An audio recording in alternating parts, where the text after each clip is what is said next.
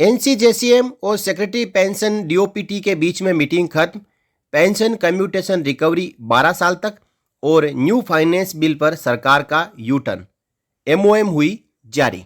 भारत सरकार ने हाल ही में एक नया फाइनेंस बिल जारी किया है और इस बिल में कहा गया है कि सरकार के पास में अधिकार है कि वो 1996, 2006, 2016 इन वेतन आयोग से पहले जो पेंशन आए पेंशनर्स और बाद में जो पेंशन आए पेंशनर्स के बीच में उनकी पेंशन के बीच में अंतर हो सकता है, यानी भेदभाव हो सकता है, पेरिटी हो सकती है।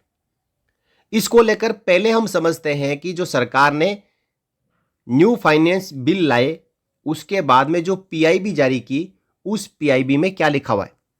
केंद्रीय सिविल सेवा यानी सीसीएस पेंशन नियमों और भारत की संचित निधि से पेंशन देनदारियों पर व्यय के सिद्धांतों के वैधकरण से संबंधित विधेयक कल वित्त विधेयक 2025 के हिस्से के रूप में लोकसभा में पारित किया गया, यानी 25 मार्च 2025 को यह विधेयक पारित किया गया।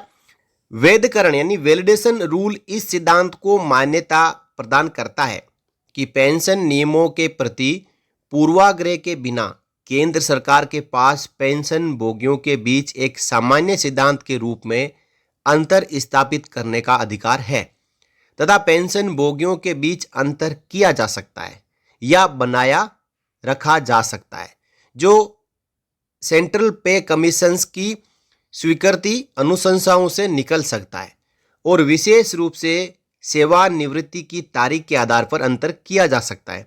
ये कानून 1 जून 1972 से प्रभावी हो गया है, जिससे संविधान के अनुच्छेद 309 के तहत सीसीएस पेंशन नियम 1972, सीसीएस पेंशन नियम 2021, सीसीएस असाधारण पेंशन नियम 2023 के अंतर्गत बनाए गए सभी नियमों को समय समय पर संशोधित किए गए सभी निर्देशों सहित मान्य किया गया है। देखिए 25 मार्च 2025 को यह वैलिडेशन रूल आता है, यह विधेयक लोकसभा में पास होता है और इसको लागू 1972 से कर दिया जाता है। यानी 1972 के बाद जितने भी वेतन आयोग आए हैं उनमें जो पेंशन विसंगतियां हैं, पेंशन में भेदभाव है, उसको लेकर अलग अलग जो पेंशनर्स के संगठन है वो सरकार को टर्म्स ऑफ रेफरेंस के आधार पर लिख रहे हैं कि 8वें वेतन आयोग में ये पेंशन विसंगतियां, जो पेंशन में भेदभाव है, वो खत्म होना चाहिए। एक तरफ पेंशनर्स ये मांग उठा रहे हैं तो दूसरी तरफ सरकार ने वेतन आयोग को लेकर ही यहाँ पे एक नया वैलिडेशन रूल जारी कर दिया कि आज से पहले जितने भी वेतन आयोग आए हैं उनमें यदि पेंशन में भेदभाव है कर्मचारियों की रिटायरमेंट के अनुसार या कोई वेतन आयोग की समीक्षा या उनके रिकमेंडेशन के आधार पर, तो वो भेदभाव हो सकता है और सरकार के पास अधिकार है कि वो भेदभाव रखें। इसका मतलब अब एक ऐसा होगा कि पेंशन में यदि किसी को पेंशन कम मिल रही है, किसी को ज़्यादा मिल रही है, तो वो पेंशन मिलती रहेगी। सरकार ने ऐसा विधेयक पास कर दिया। अब इससे ऐसा लगा कि 8वें वेतन आयोग में जो पहले पेंशनर्स पेंशन आ चुके हैं उनकी पेंशन को वेतन आयोग में शामिल नहीं किया जाएगा। अब इसको लेकर कुछ डाउट निकले और मुद्दा बना, तो इसके बाद एनसीजेसीएम ने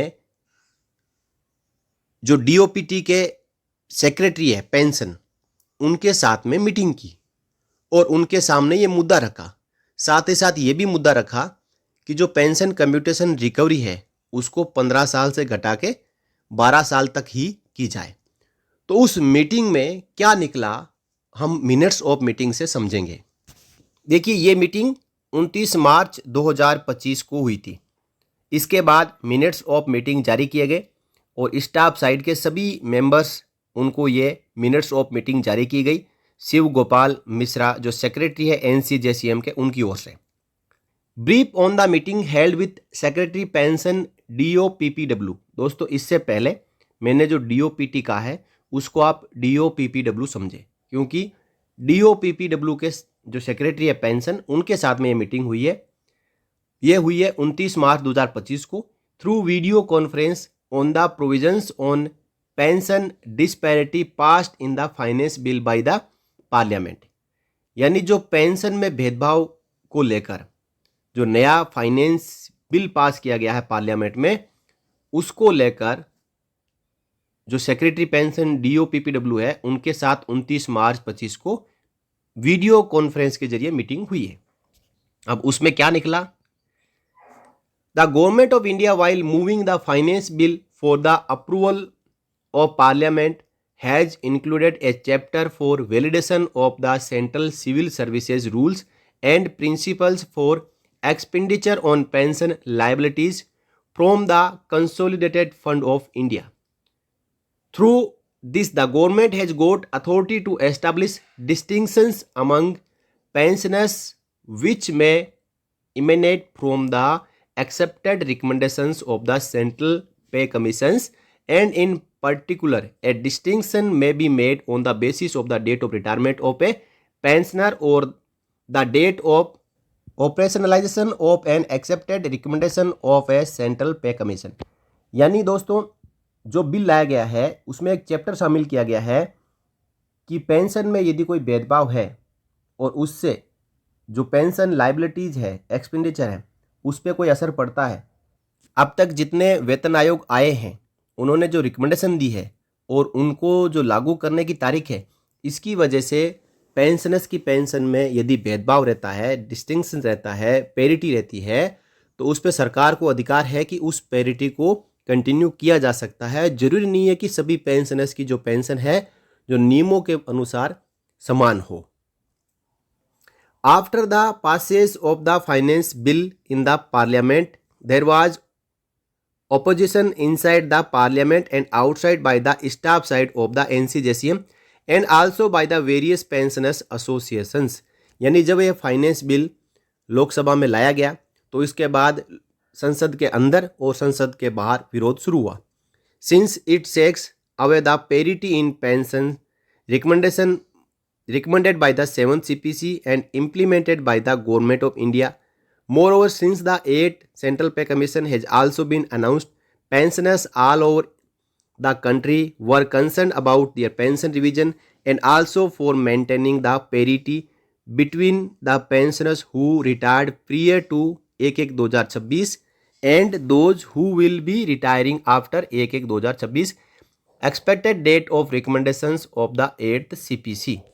यानी ये नया फाइनेंस बिल आने के बाद जो कई पेंशनर्स के एसोसिएशंस है और जो 7वें पे कमीशन की रिकमेंडेशंस है और 8वें वेतन आयोग के लागू करने को लेकर जो टर्म्स ऑफ रेफरेंसेस है, उनमें ये सब बातें उठाई गई कि जो पेंशन विसंगतियां हैं, पेंशन में जो पेरिटी है, खासकर 1/1/2026 से पहले और 1/1/2026 के बाद, यानी 8वें वेतन आयोग से पहले और बाद में, इनके बीच में जो भेदभाव हो रहा है, पेंशन में जो गैप हो रहा है, जो पेरिटी हो रही है, उसको लेकर सभी को चिंताएं थी और अपनी बात को सरकार तक पहुंचाया भी था। लेकिन इसी बीच सरकार ने नया फाइनेंस बिल लाके इस चिंता को और बढ़ा दिया है। In this situation, secretary pension DOPPW convened a meeting with the staff side members of the standing committee of national council JCM and also with few pensioners associations through video conference. तो जब ये इस प्रकार का मुद्दा उठा, confusion शुरू हुए, तो सेक्रेटरी पेंशन DOPPW ने स्टाफ साइड के मेंबर्स और NCJCM के साथ में एक मीटिंग बुलाई और इस मीटिंग में शिव गोपाल मिश्रा जी, गुमान सिंह, C श्री कुमार, भोसले, शंकर राव, रूपक सरकार, ये सब शामिल हुए और इन्होंने प्रोटेस्ट किया, अपोज किया जो भारत सरकार नया वित्त बिल लेके आई है उसको, through parliament for establishing disparity among pensioners. As such, discrimination amongst the pensioners is a clear violation of the Supreme Court judgment and also a threat on the recommendations of the 7th CPC, which was accepted by the government for maintaining parity between pensioners who retired prior to 1/1/2016 and after 1/1/2016। यानी यहाँ पे शिव गोपाल मिश्रा जी ने कहा कि हमने इस bill का विरोध किया और प्रोटेस्ट किया और कहा कि जो सरकार सुप्रीम कोर्ट ऑफ इंडिया के जो नियम है उनका पालन नहीं कर रही है। सुप्रीम कोर्ट ऑफ इंडिया के जजमेंट आ रखे हैं कि पेंशनर्स के बीच में पेंशन में भेदभाव नहीं होना चाहिए, लेकिन इसके बावजूद भी इस बिल को लाया गया जो कि 7वें वेतन आयोग की जो रिकमेंडेशंस है उनका भी उल्लंघन है और 8वें वेतन आयोग में जो अभी डिसीजन सरकार लेने जा रही है उसमें भी हो सकता है कि सरकार पेंशन में भेदभाव रखे। जब भारत सरकार ने 8वें वेतन आयोग के गठन को लेकर घोषणा कर दी है और जो मौजूदा डिसीजन है वो इस 8वें वेतन आयोग के ऊपर एक चोट पहुंचा सकता है, पेंशनर्स की पेंशन में इस भेदभाव को बढ़ा सकता है। इसलिए हम चाहते हैं कि जो सरकार नया फाइनेंस बिल लेके आई है जिसमें पेंशन वैल्यूएशन रूल लेके आई है उनको वापस ले ले और हमारे इस मुद्दे को जो पेंशनर्स के एसोसिएशंस हैं उन्होंने भी सपोर्ट किया है। अब देखिए, responding to the views expressed by the staff side members and the representatives of the pensioners associations, secretary pension clarified the following. जब इसका विरोध हुआ तो पेंशन सेक्रेटरी है उन्होंने क्लैरिफिकेशन जारी किया। देखिए क्या कहा, since the 5th and 6th CPC has maintained disparity between pensioners who retired before and after 1/1/96 and before and after 1/1/2006 respectively, which the government also agreed and implemented those recommendations। यानी 5वें और 6ठे वेतन आयोग में जो पेंशनर्स की pension में disparity है उसको मेंटेन रखने के लिए जो 1/1/2006 और 1/1/1996 के 5वें और 6ठे वेतन आयोग में रिकमेंडेशन दी गई और सरकार ने उसको एग्री किया और उन रिकमेंडेशन को इम्प्लीमेंट किया। However, government was not having any authority in the pension rules for providing such distinction according to the supreme court and hence government for having that authority the provisions have been incorporated in the CCS pension rules. और भारत सरकार के पास में pension में इस प्रकार का distinction रखना, parity रखना ना तो अधिकार है भारत सरकार के पास में और ना ही सुप्रीम कोर्ट के जजमेंट इस ऐसा करने के लिए आदेश देता है। The apprehension that the parity between pensioners given by the 7th CPC and implemented by the government will be taken away is not correct since it is already there and the same will continue to be there with the 8th CPC also, and hence there is nothing to worry and government is committed towards the welfare of the pensioners। देखिए, जो apprehension और parity है जो 7वें वेतन आयोग में आई और इसको सरकार ने लागू किया वो हटा दी जाएगी, ये सही नहीं है। Since it is already there, ये पहले से मौजूद है और ये आगे 8वें वेतन आयोग में भी कंटिन्यू रहेगी।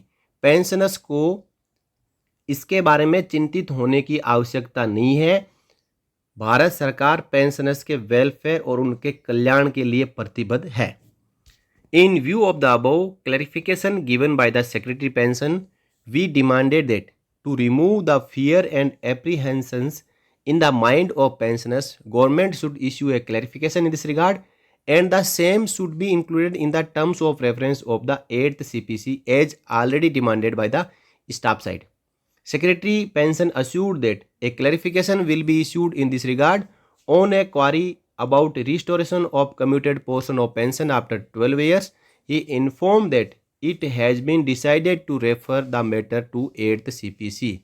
दोस्तों, यहाँ पे कहा गया है कि जो डाउट पेंशनर्स के मन में उठा है उसको लेकर क्लैरिफिकेशन जारी किया जाना चाहिए और इसको लेकर जो फाइनेंस मिनिस्टर ने संसद में क्लैरिफिकेशन भी जारी किया है। साथ ही साथ शिव गोपाल मिश्रा जी ने कहा है कि हमने सेक्रेटरी पेंशन से ये पूछा कि जो 12 साल के बाद में पेंशन कम्यूटेशन रिकवरी बंद करने को लेकर मुद्दा है उसको 8वें वेतन आयोग को रेफर करें। तो सेक्रेटरी पेंशन ने कहा कि हम इसको 8वें वेतन आयोग में रेफर कर रहे हैं और रेफर करेंगे तो इसके ऊपर रिकमेंडेशन भी आएगी। जो रिकमेंडेशन आएगी उसके अनुसार 8वें वेतन आयोग में पेंशन कम्यूटेशन रिकवरी को लेकर सरकार इसको अप्रूवल देगी। तो दोस्तों, ये थी मिनट्स ऑफ मीटिंग। तो इस प्रकार जो कर्मचारी नेताओं के अनुसार 5वें और 6ठे वेतन आयोग में पहले रिटायर होने और उनके लागू होने के बाद में रिटायर होने वालों के बीच में भेदभाव था, उस वक्त सरकार ने भी ये बात स्वीकार की थी, तब कुछ नहीं किया गया। अब सरकार उससे वैलिडेट करने की बात कह रही है। तो कर्मचारी कहते हैं कि अब ये मामला खत्म हो गया, 7वें वेतन आयोग ने पेंशनरों में कोई भेदभाव नहीं किया, अब एकाएक वैलिडेट करने की क्या ज़रूरत आ गई। इस विधेयक के जरिए सरकार के पास ऐसी शक्ति होगी कि वे पेंशनरों के बीच में अंतर कर सकती है। अंतर करने का आधार डेट ऑफ रिटायरमेंट हो सकता है, यानी सरकार ये तय कर सकती है कि वेतन आयोग का लाभ किस प्रकार के पेंशनरों को दिया जाए। जैसे केवल एक निश्चित तिथि के बाद रिटायर होने वाले लोगों के लिए सरकार भावी वेतन आयोग की सिफारिश स्वीकार करने के दौरान उक्त आधार पर इस्तेमाल कर सकती है। जेसीएम के सदस्यों का कहना है कि अगर सरकार का मन साफ है तो पेंशन सचिव ने जो बोला है उससे नोटिफिकेशन के जरिए बताएं। दो पेंशनरों के बीच अंतर नहीं हो सकता है क्योंकि ये अनुच्छेद 14 में समानता के अधिकार के तहत प्रतिबंधित है। अनुच्छेद 14 जो कि एक मूल अधिकार है कहता है कि कोई भी समान रूप से स्थित व्यक्तियों के समूह में भेदभाव नहीं कर सकता। सभी पेंशनर एक ही श्रेणी में आते हैं और वे पेंशनर हैं। उनमें किसी को ज़्यादा वरीयता या कम वरीयता देना भेदभाव की श्रेणी में आता है। यह अनुच्छेद 14 के तहत पूरी तरीके से प्रतिबंधित है। AIDEF के महासचिव और जेसीएम के सदस्य C श्री कुमार के मुताबिक वेतन आयोग की कार्यान्वयन तिथि से पहले सेवानिवृत्त होने वाले पेंशन भोगियों और वेतन आयोग की कार्यान्वयन तिथि के बाद में सेवानिवृत्त होने वाले पेंशन भोगियों के बीच समानता केंद्र सरकार के पेंशन भोगियों की एक लंबित मांग है। तो इस प्रकार दोस्तों ये मीटिंग हुई और इस मीटिंग में जो सेक्रेटरी पेंशन DOPPW है उन्होंने आश्वस्त किया है कि इस प्रकार कुछ नहीं होगा और इसको लेकर अब एक नोटिफिकेशन जारी करने की आवश्यकता है जिसकी मांग NCJCM के सदस्यों ने रखी है। और देखते हैं कि यह नोटिफिकेशन वित्त मंत्रालय द्वारा जारी होता है या नहीं होता है, या फिर इसके पीछे कोई एक छिपा हुआ एजेंडा है जिसके तहत 8वें वेतन आयोग के गठन के बाद में जो पेंशन आए हैं केवल उन्हीं पेंशनर्स की पेंशन 8वें वेतन आयोग में बढ़ेगी और उससे पहले जो पेंशन आए हैं पेंशनर्स उनको 8वें वेतन आयोग से बाहर कर दिया जाएगा। दोस्तों इसको लेकर आपकी क्या राय है? अपनी राय आप कमेंट बॉक्स के जरिए रखें, साथ ही साथ इस वीडियो को ज़्यादा से ज़्यादा शेयर करें। फिर मिलेंगे किसी अन्य वीडियो में आपसे जुड़ी हुई और जानकारियों के साथ। तब तक के लिए जय हिंद, जय भारत, वंदे मातरम।